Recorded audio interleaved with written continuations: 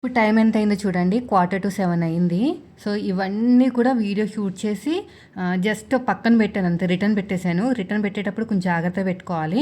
అంటే ఏమైనా quality issues ఉన్నాయా, కలరు, ప్యాటర్న్ అవన్నీ సేమ్ వచ్చినాయి లేదా చెక్ చేసుకుని మరీ రిటర్న్ పెట్టాలి. అలా కాకపోతే అక్కడ యాక్సెప్ట్ చేయరనమాట. అసలు నేను ఏం బుక్ చేశాను అని చూపిస్తాను. జస్ట్ వీడియో షూటింగ్ మాత్రం అయిందండి.